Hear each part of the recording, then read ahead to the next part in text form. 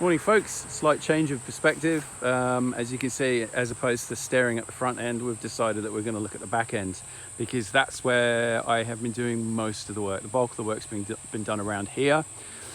I'm not sure if you can notice any difference, but I certainly can. These great big metal strips that used to run on the outside of the crew compartment has now all gone, and you can see these struts here have been painted. I've just put like a semi-gloss black on them to stop any rust from appearing, and that's because these steel I honestly don't know what you call them really. Anyway, they're like girders. They're these things here.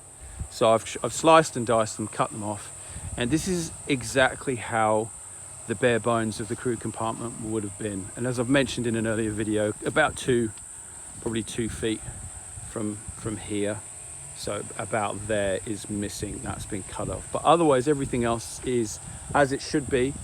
Now, unfortunately, I was hiring a generator and I just couldn't get this weird ass thing here, which is in between the crew compartment and the cab.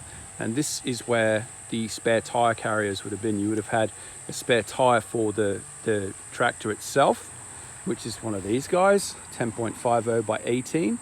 And then you would also have had a second tire for the gun, the artillery piece, 18, 25 pound or whatever it was. So that would have sat there. This thing is going to be an absolute bastard to get out because of the gauge or the thickness of the steel. It's very thick. It's about 3/4 of an inch to an inch, especially this stuff here. See what I mean? Look, it's like a thumb's width or thereabouts in diameter. And then I'm faced with the same problem trying to get rid of all of this stuff because it is, I mean, look at it. That's some serious hardcore steel right there. And if I use the cutter on that, I'll be here till next week. So we're going to have to take a torch to that, oxyacetylene torch.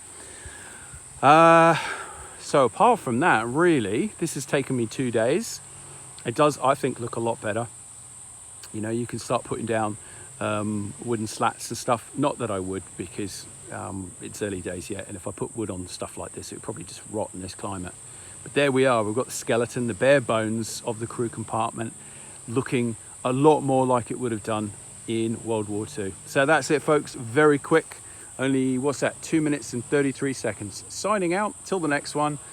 Take care, and I'll see you soon. Bye.